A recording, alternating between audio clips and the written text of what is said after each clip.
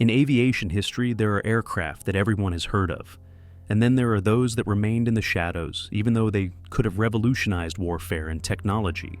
One such aircraft is the Mixmaster. This machine, flying in the mid-1940s, was faster than many fighter jets and carried a bomb load comparable to heavy strategic bombers. It was a closely guarded secret. Even many engineers working at the company that created it were unaware of its existence. This aircraft was also striking in appearance. It had dome-like eyes, earning it a humorous yet slightly eerie nickname. It set records that journalists called fantastic, yet it was also the subject of rumors, like its engines falling off mid-flight. It brought both delight and hope, but also led to disasters and scandalous speculation that people preferred to keep silent about. There were attempts to transform it into a passenger liner with unprecedented capacity, then into a jet bomber, and ultimately, it became a symbol of the transition from one era to another. But why did this machine never enter mass production? What happened to its prototypes? And what secrets lie behind its impressive records? Keep watching until the end. In the early 1930s, the military world found itself at a point where old notions of warfare began to crumble.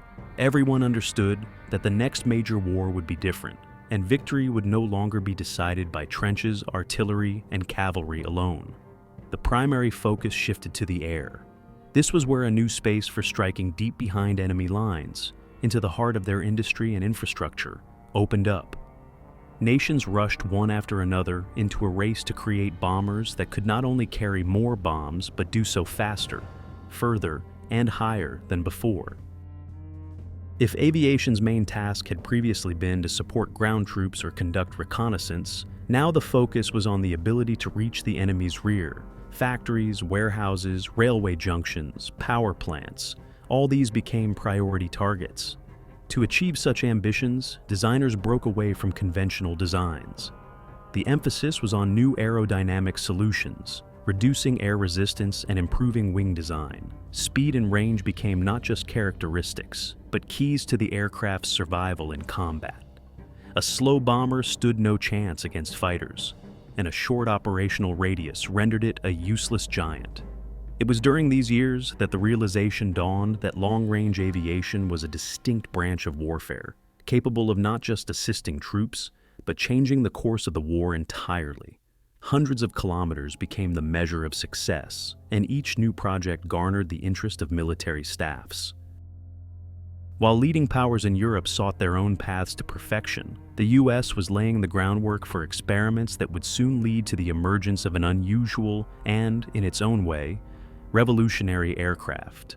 When it became clear that old bomber designs no longer met the demands of the time, engineers began seeking entirely new approaches. The war required not only an increase in bomb load, but also characteristics that would allow the aircraft to survive in skies saturated with anti-aircraft defenses and enemy fighters. A key challenge was reducing drag. It was this that cost precious kilometers of speed and reduced range. Bold ideas were born on drawing boards, abandoning bulky external elements, streamlined fuselage lines, and laminar wings where airflow was smooth and free of unnecessary turbulence. All these solutions gradually found application. Layout became crucial. Every protrusion or gap in the design could result in a loss of tens of kilometers per hour, meaning engineers meticulously calculated every detail. Special attention was paid to the placement of engines and armament. Traditional wing-mounted engine configurations gradually gave way to bolder options, where power plants were integrated into the fuselage, and propellers or jet nozzles were located at the rear. This approach sharply reduced drag and freed up wing space for fuel tanks or armament. Each innovation was born from necessity. Engineers observed developments in other countries and strove to surpass competitors. The Germans experimented with streamlined shapes. The British sought a balance between speed and payload, while the Americans began to lay the foundation for projects that would combine several advantages. Thus, a new philosophy of aviation gradually took shape. An aircraft had to be not only robust and capacious, but also astonishingly fast, with aerodynamics designed for crew survival. Amidst this race, an idea emerged that would soon materialize into an unusual and daring project: an aircraft bearing a name reminiscent of a kitchen appliance, yet destined to become a symbol of engineering boldness. In the early 1940s, as the race for speed and range entered its decisive phase, engineers at Douglas Aircraft Company in Santa Monica, California, presented a project that immediately stood out for its audacity. The United States Army Air Forces were looking for a new medium bomber, and competition among designers was fierce. However, it was Douglas's proposal that was so unconventional that the military couldn't ignore it. In the spring of 1943, the company submitted a preliminary design for an aircraft that, while resembling a classic bomber externally, concealed unprecedented internal solutions. The primary innovation was the engine placement.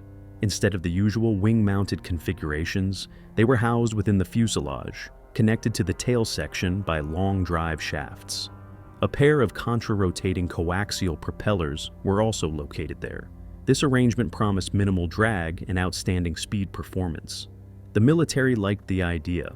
By May of the same year, a contract was signed for the creation of 2 prototypes. The project was designated XB-42 and nicknamed Mixmaster, a playful reference to its cocktail mixing propellers. The name seemed almost ironic, but captured the essence. The contra-rotating propellers acted like mixer blades, churning the air behind the aircraft.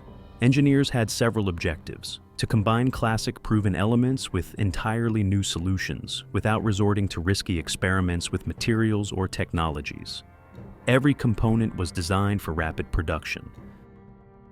The layout allowed for a long and capacious bomb bay within the fuselage, capable of accommodating large munitions. By 1944, it became clear that this was not just another bomber, but a potential breakthrough. The Army Air Forces changed its designation from attack to bomber, and the XB-42 became the XB-42. At the time, it seemed this aircraft could combine speed and payload in a way no one had achieved before.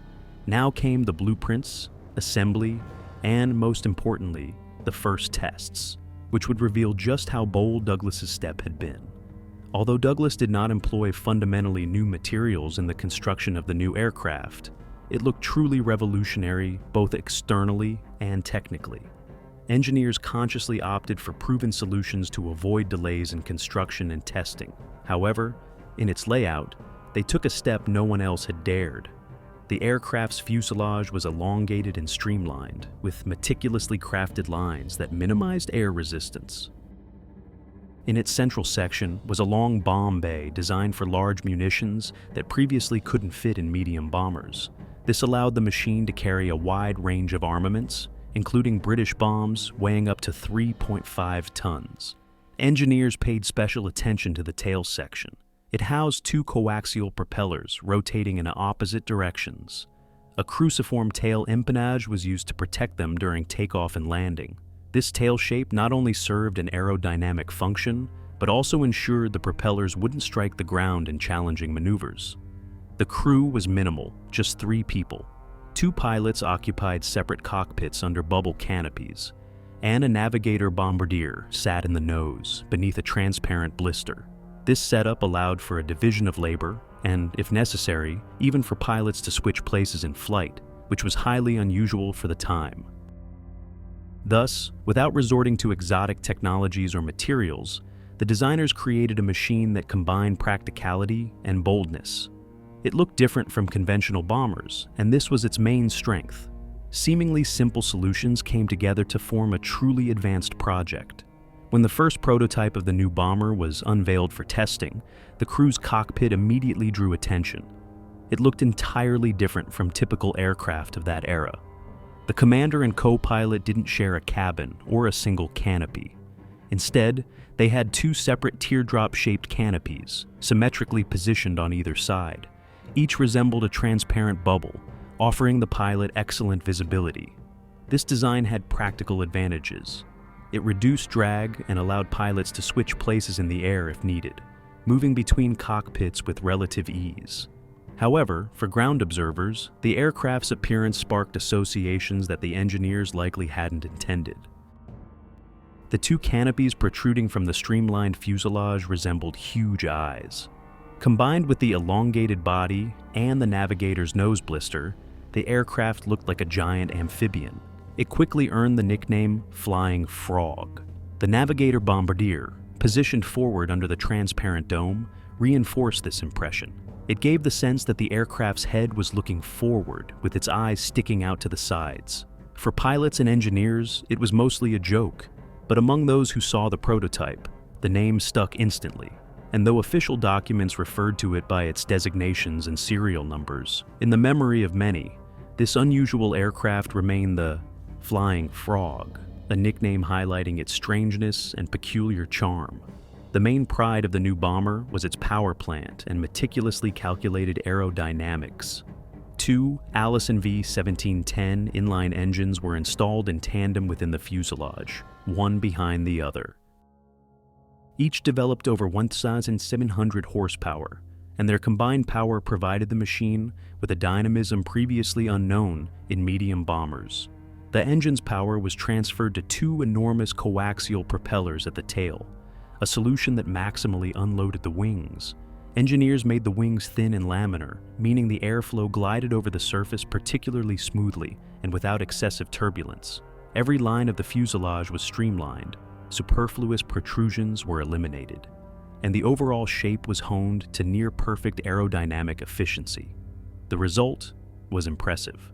The new bomber achieved speeds of up to 700 km/h, approximately 435 volts, a figure that seemed like fantasy for a machine of this class in the early 1940s.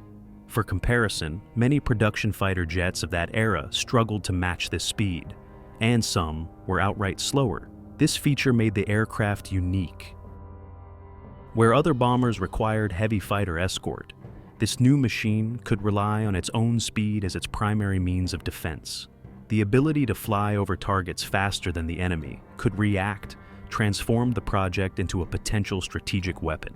Thus, the combination of powerful tandem engines, laminar wings, and refined aerodynamics elevated the aircraft to a special category. It was faster than anticipated, immediately attracting the keen attention of military strategists.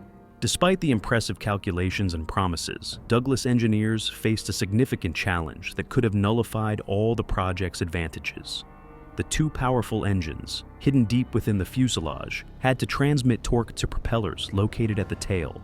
While the idea seemed simple, in practice, it became a true puzzle. This configuration required a long and robust shaft connecting the engines to the tail gearbox.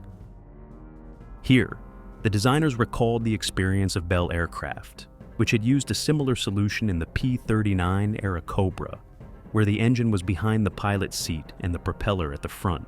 For power transmission, a shaft ran beneath the pilot's seat. In the new bomber, the scale was far greater. Douglas developed a system of multiple sections, each connected to the next via special couplings. A long drive shaft powered a massive planetary gearbox located at the tail. From this, rotation was transferred to two concentric shafts rotating in opposite directions, which, in turn, drove the enormous three-bladed propellers. The design was complex and heavy, but its drawbacks were compensated by unique flight characteristics. Engineers even included a system for emergency propeller jettisoning. If the crew had to bail out, the propellers could be ejected to ensure a safe exit. Thus, a solution inspired by the Aerocobra's experience became the heart of the entire project. Although the system of long drive shafts and the gearbox was far from elegant, it made the existence of this unusual bomber possible, promising to be the fastest in its class. While designers aimed to make the new bomber so fast that it wouldn't need close fighter escort, the issue of defense remained critical. The experience of war showed that even the swiftest aircraft could eventually find itself under attack. However, traditional defensive solutions were impossible for the Douglas machine.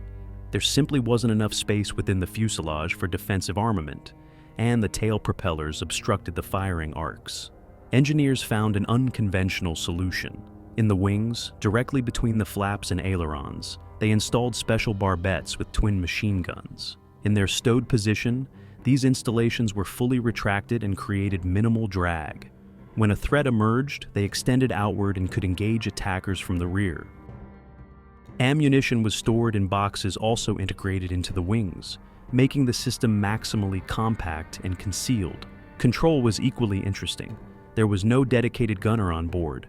One of the pilots operated the weapons. To do this, the pilot's seat rotated backward, and aiming was done remotely using instruments. This solution was bold and unusual, but allowed for a small crew while still protecting the aircraft from attack.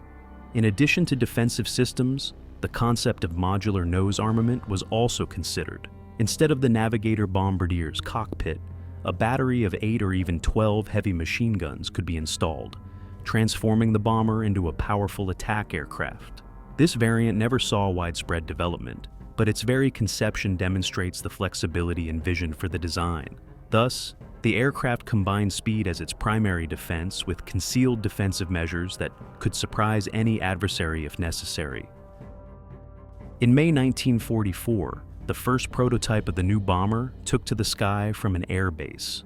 To those who witnessed this moment, the aircraft appeared unusually elegant. Its elongated fuselage with streamlined lines, thin wings, and distinctive twin canopies lent it a grace uncommon for a combat machine. It seemed to demonstrate that speed and beauty could coexist in a single piece of technology. The first flight was successful, followed by dozens of hours of testing.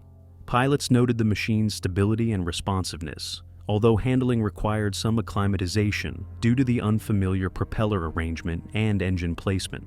During the program, the prototype logged about 150 flight hours, demonstrating generally reliable characteristics. Meanwhile, the factory team prepared a second example with a modified cockpit. Instead of two separate canopies, it featured a single, unified dome, which improved visibility and made the structure appear more cohesive.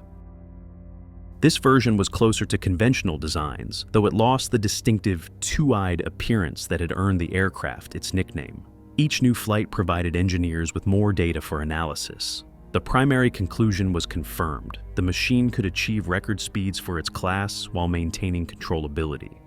Test pilots reported that the prototype left a strong impression.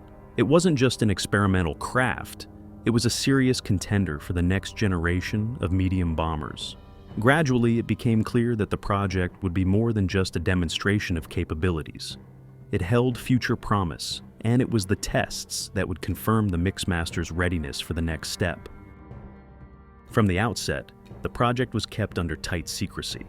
The Army Air Forces understood that if the aircraft lived up to expectations, it could change the rules of the game. Any information leak could give competitors, and thus potential adversaries, time to prepare and develop countermeasures. Therefore, tests were conducted in complete secrecy, and details about the new machine reached only a narrow circle of specialists. Even within Douglas, not everyone knew about it. For most employees, work on the Mixmaster remained a mystery, hidden behind the doors of specific workshops and design bureaus. Flight tests proceeded without widespread publicity, and official publications completely avoided the topic. This was common practice during wartime. New developments were kept secret until the last moment to maintain an element of surprise. Only after the war's end was the curtain lifted. In September 1945, just a month after the war concluded, the prototype was publicly displayed for the first time. For many spectators, it was a true revelation. They saw not a familiar, bulky bomber, but an elegant machine with an unusual layout, as if it had come from the future. The reaction was mixed. Some marveled at the project's boldness and originality. Others considered it too unconventional and doubted it would ever go into production. But no one remained indifferent. The aircraft stood out among all military machines of its time and seemed proof that engineering thought was ready to take the boldest steps for the sake of speed and range. It was then that the Mixmaster ceased to be a secret for a select few and transformed into a symbol of technical daring, discussed not only by military experts but also by the general public. In December 1945, the Mixmaster became the focus of the entire aviation press.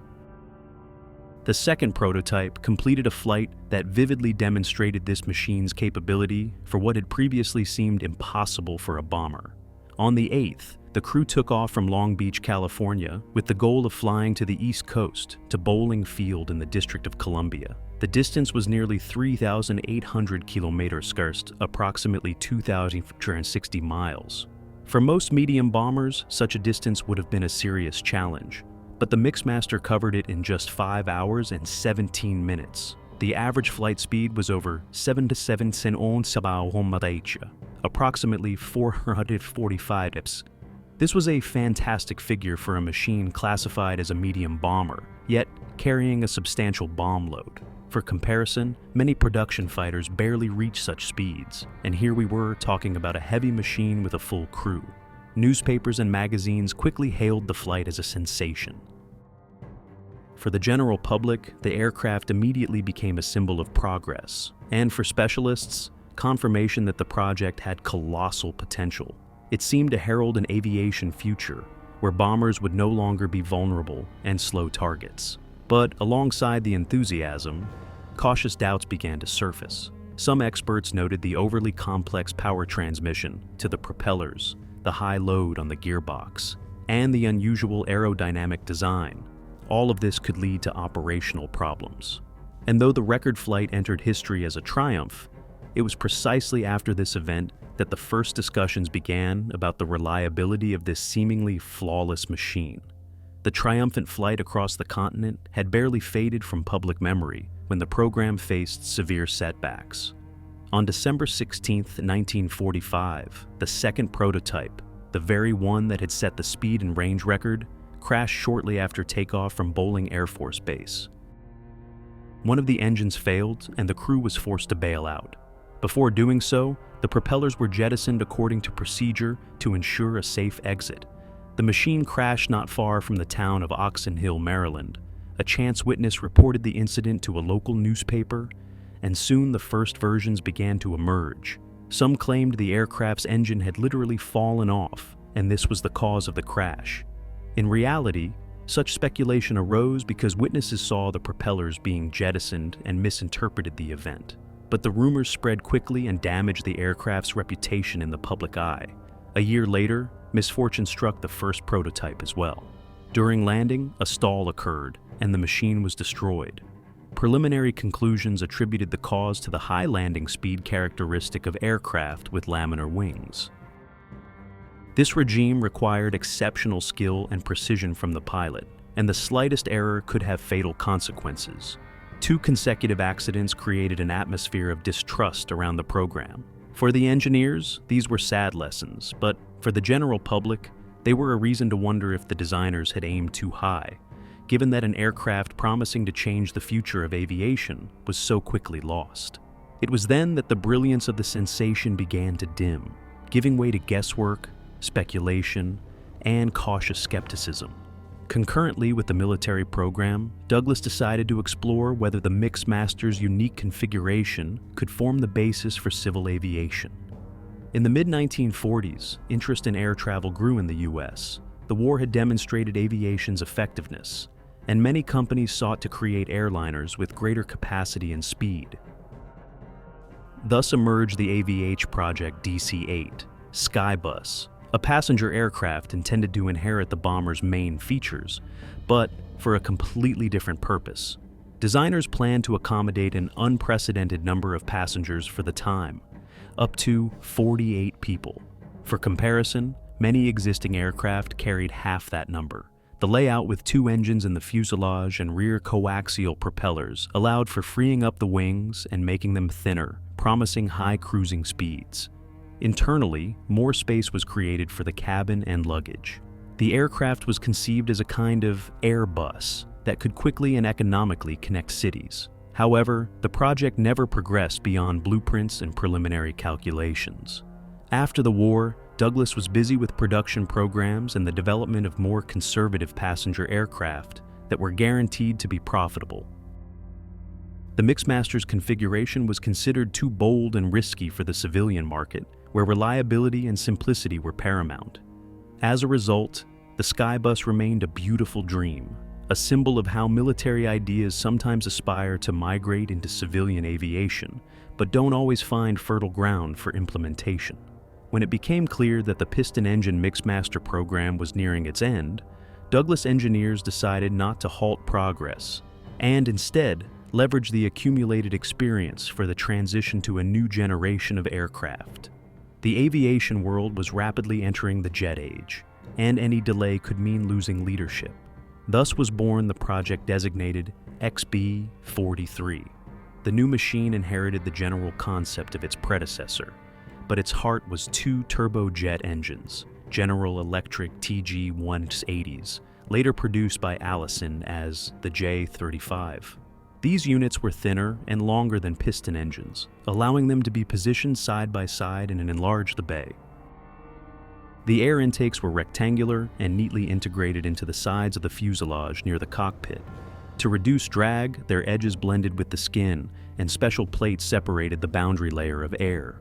The tail section was also redesigned for the new power plant. Instead of propellers, there were now jet pipes, along with balancing surfaces to compensate for the reduced empennage. The lower fin was removed and the upper one was enlarged, retaining the characteristic cruciform silhouette in a simplified form. The crew cabin was pressurized for the first time, allowing for higher and more comfortable flights. Onboard equipment was also modernized, incorporating systems geared towards the new standards of jet aviation.